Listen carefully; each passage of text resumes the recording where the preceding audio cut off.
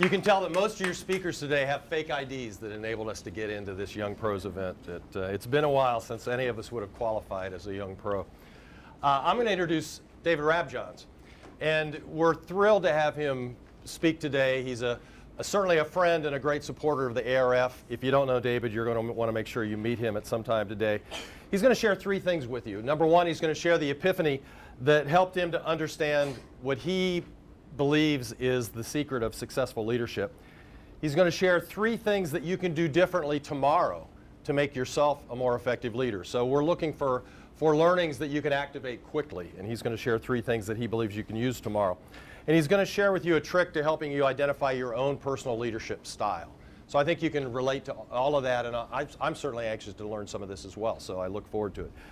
David has a stellar research career, and so this will illustrate why we're lucky to have him here.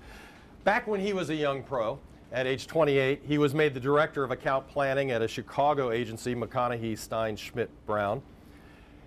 I think this next one is really interesting. At 32, so he's just beyond his young pro years, he became the youngest ever EVP planning director at Leo Burnett, 32 years old. At 36, he left Leo Burnett to start his own company, become the CEO of social market research company Motivequest. And you'll hear more about that, I'm sure. He's the leader of the ARF's Research Impact Forum. He's a guest lecturer at the Kellogg School of Management. And despite the leadership resume that I shared with you, he tells me that with two teenage sons and an Armenian wife at home, he's actually in charge of nothing there. He has no leadership at all. So if you would please join me in welcoming David Rabjohns. Thanks, Don. Hello. Actually, what you're thinking is, why does he look like a homeless man? The guys at the office said I had to grow my hair out for Movember.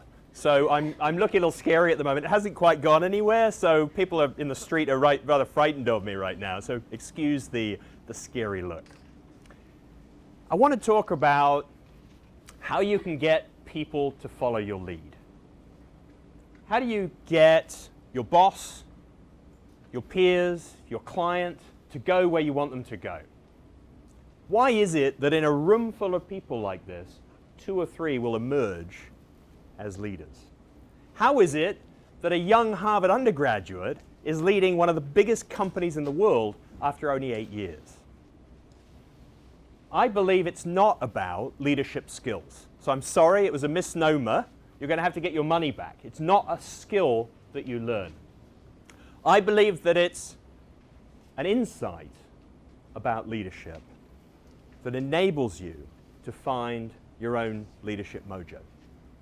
And what I'd like to do today is share that insight with you and perhaps talk about some of the challenges I've faced as I've been in different leadership positions. And so maybe you can learn from those and not make those same mistakes as you go through your leadership roles. I grew up in England. I don't know if you can tell that. Don't call me Australian. Australians are the convicts. We sent them all down the south. I grew up in England. And in England, I was at a British boarding school. And at British boarding school in England, they do this very cruel thing. They actually rank everybody in the class and let you see where everybody ranks in the class. And then they put it up on the wall. So at the end of each week, you kind of know where you are. It's like having your GPA stack ranked up on the classroom wall. And I don't know if you can guess where I was age 10 in my class. I was 14 out of 14. I was not a leader. I was not a born leader. I wasn't in charge of the soccer team. I wasn't in charge of the rugby team. I wasn't in charge of the cricket team. I wasn't even in the choir. I was not what you would call a natural leader. And as I went through school, I certainly managed to climb out from being 14 out of 14 and do okay. I got into a good university. But I still, as I left university, really didn't know what to do with my life. I couldn't even lead myself. I tried a couple of things. I went and interviewed at P&G. They rejected me. Thank you, Don. Unilever rejected me. I got into Anderson Consulting, but they wanted me to learn Fortran and COBOL, and I rejected them. I said I couldn't do that. And so I did what any future leader would do. I ran away. I left the country.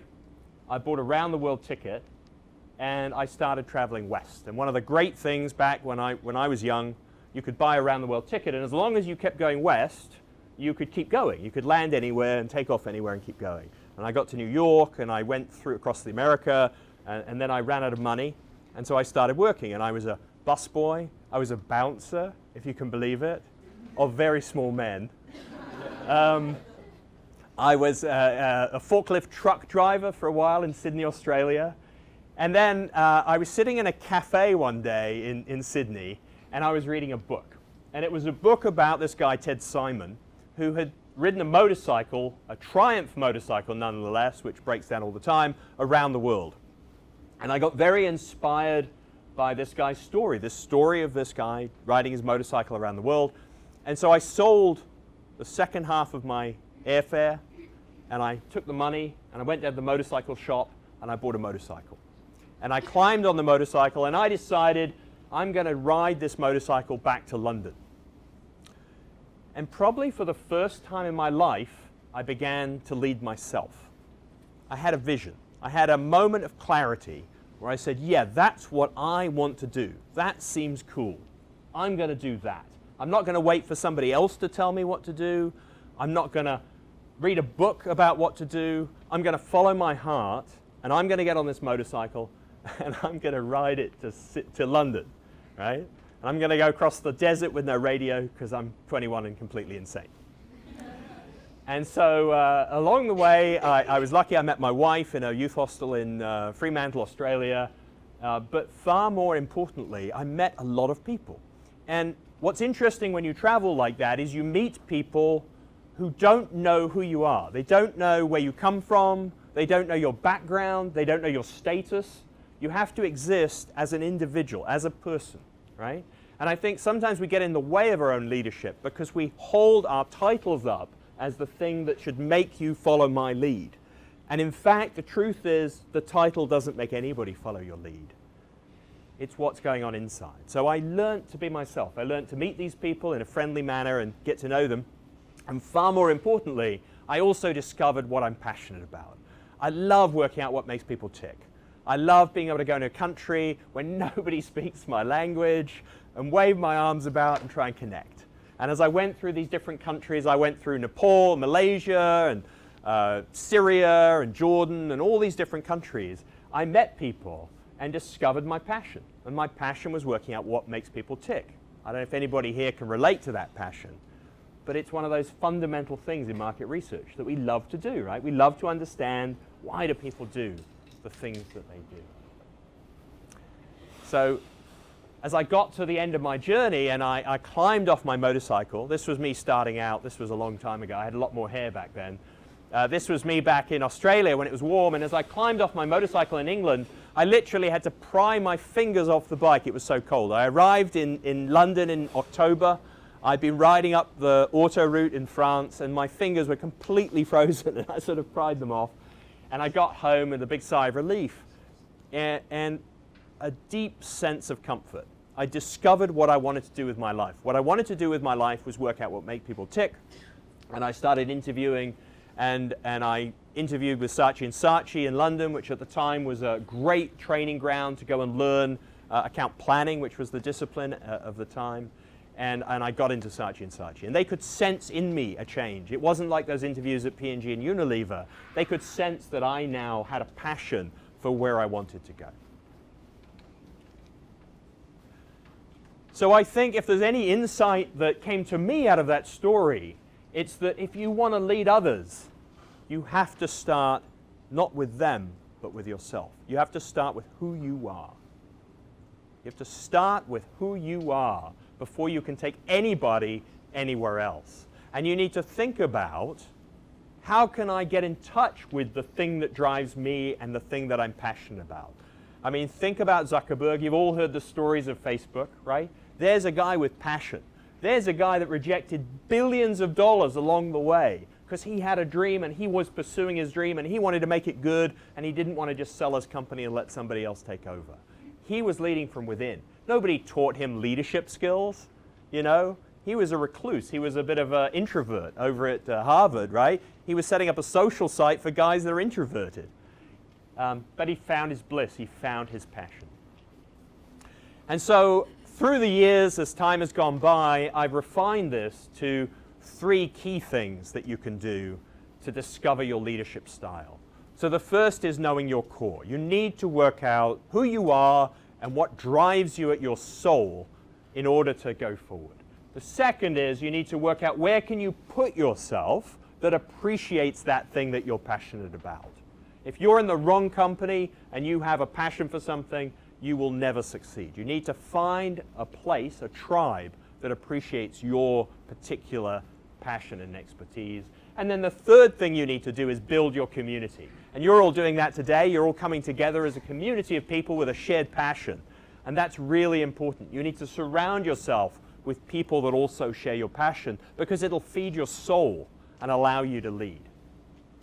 So we're going to unpack these 3 things a little bit. Can everybody hear me okay at the back? I know the AC is noisy, but apparently so am I. All right, so when I think about leadership, I think about it in these 3 concentric circles. At the center is the idea of yourself, your core. This is me without whiskers. In the second round are the company you keep. And I'm going to talk about my experiences working at IBM and Saatchi and a little bit at Motivequest and Leo Burnett. And then beyond that, it's the community you attract. And I'm going to talk about not P&G and Kraft and Nike just as clients of Motivequest, but the people within P&G and Nike and Kraft who have come to Motivequest because they share our values and they share our passion. So those are the 3 areas I'm going to cover. All right, so who are you? If you want a great trick for working out who you are, go to this site, archetypes.com, and answer the questionnaire. Now, don't do it now. I know we're all wired. But what it does is it lets you answer a set of simple questions that type who you archetypally are and what your drivers are. So when I went to archetypes.com, I was surprised. It really nailed me pretty well. It said that 25% of my core passion is about exploring. I love to explore the world. 30% is what they call athlete, which is really competitive. You know, I would bet money on 2 raindrops driving down the window. So hugely competitive. And then the third area there is creative. I have a creative soul. I love inventing new things. And so, you know, it really helps to understand what are those things that are your core as you're thinking about how to lead and go forward. So let me talk about those 3 things. The first, exploring. Well, we talked about it a little bit already. I love to explore the world and work out what makes people tick. I've been doing it all my life. I started at Saatchi's and I've been doing it ever since. I can get excited about postmenopausal osteoporosis. You know, it doesn't matter the topic because I love to understand what makes people tick. If it's 75-year-old women with bone problems, I'm interested. I'm all in. If that doesn't turn you on, you need to think about finding something you can do in your life that does turn you on, because you're going to have a really hard time leading others if you're not excited about the things you're doing every day. The second thing is I'm crazy competitive. I race cars, I do triathlons, I take the people from work go-karting and they all hate me because I win, so we can't go there anymore. But it's important to understand that sometimes these things have a yin and a yang. I'm a very, very competitive person. I enjoy competing, but there's a negative, there's a shadow to that as well. You know, it's very hard to run a company when you're competing with everybody in your company. And so what I've found is I need to surround myself with people that are less competitive, that are more nurturing. Here is Kirsten. She is my nurturing side. She's our COO. She helps make people feel developed and looked after and make sure that I'm not competing with everybody in the room for the best idea, right? So you need to understand both your strengths as a leader and your weakness as a leader and work out how to get people around you that can play to those different strengths. And then the third area is creative. I love coming up with new things. I was always invented new research techniques when I was in the agency business. When I started Motivequest in 2003, nobody had even heard of social data. It was before forums and news groups or Twitter even existed. But we had a fantastic time inventing a whole new field of research, inventing new tools, inventing new software. And that really excites me. I really enjoy that. You might not enjoy that. You might hate that, right? You have to find the thing in life that turns you on. Even writing this deck was fun for me. It's funny, you know, every once in a while you sort of sit there on a Sunday and you're like, what the hell am I doing? Why the hell did the ARF ask me to write another speech?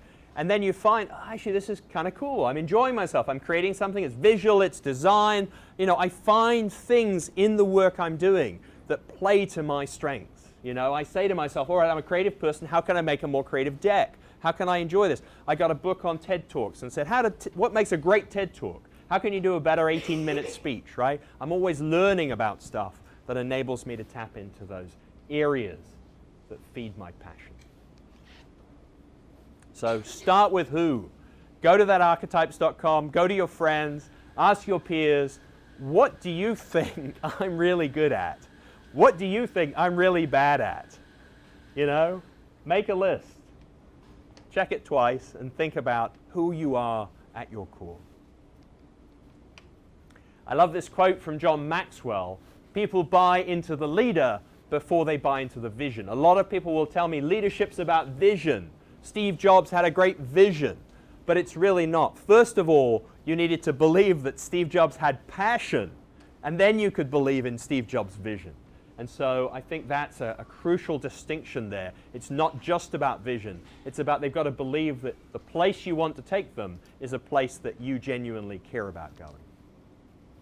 All right, the second area, choose the company you keep. Choose the company that feeds your core. Is anybody here working at a company that does not feed their core? That's good, it's on camera. I'm glad to see that. Is anybody here not telling me the truth? All right, we won't do that one. You need to find a company that feeds your core. So I was very lucky. My dad said he was drinking with a guy in the pub from IBM. That's how we do business in England. And he hooked me up and he got me in there for an internship. And when I was 17, I took a gap year between high school and university and I got a job at IBM.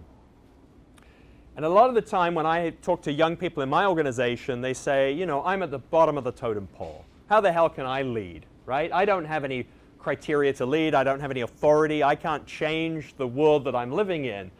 And one of the things I discovered at IBM is that's absolutely not true. Leadership is a choice. And the choice I made when I was at IBM was to go and find out more about the IBM PC. And this was 1984. That's how old I am.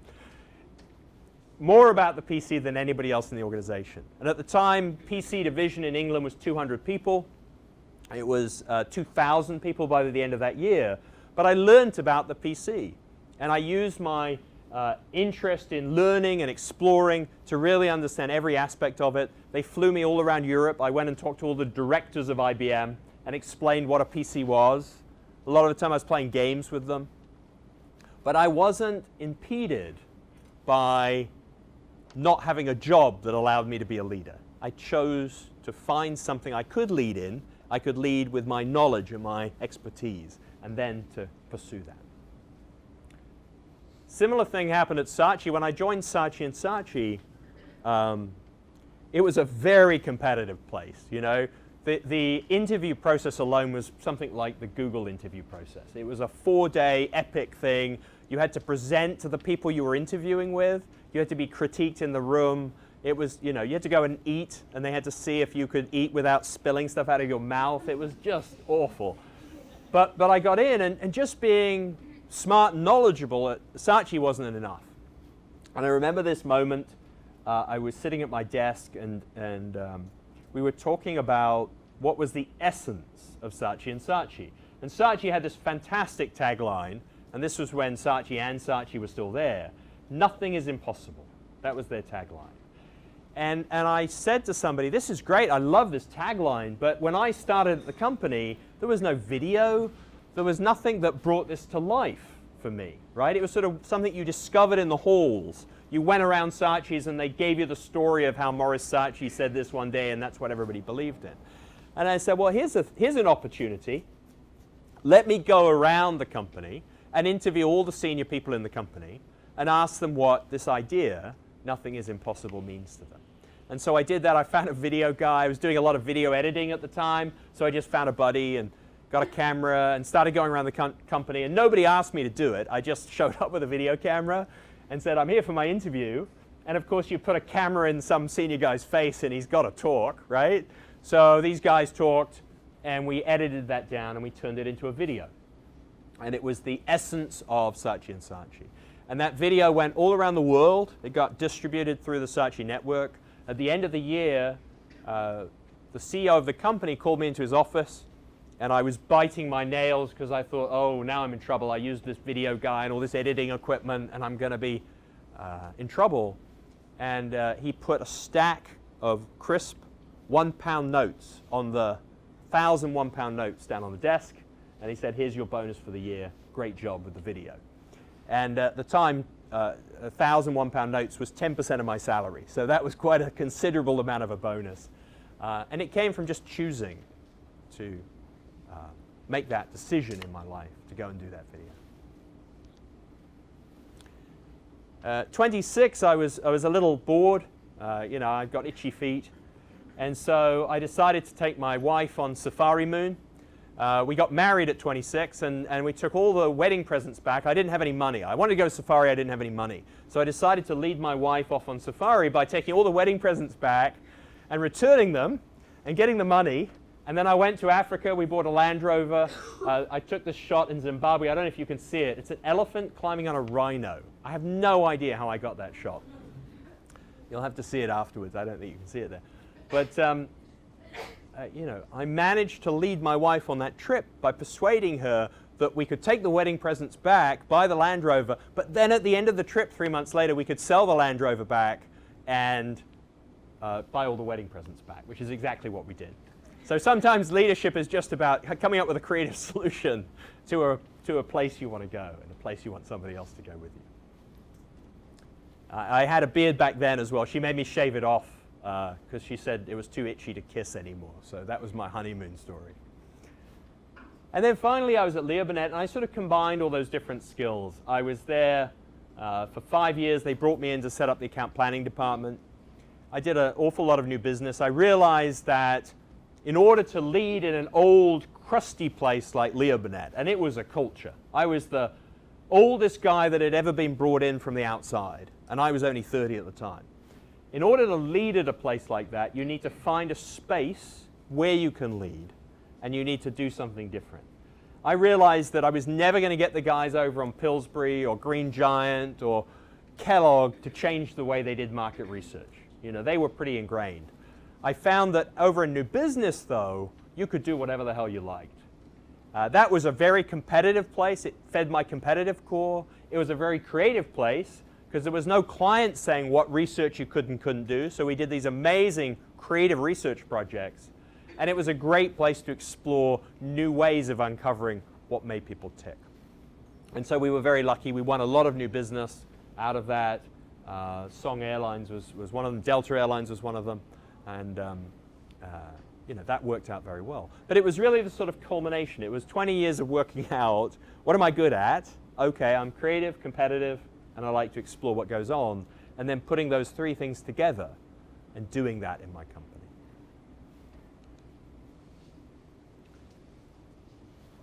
So the third area is about attracting more people in. So you've worked out who you are.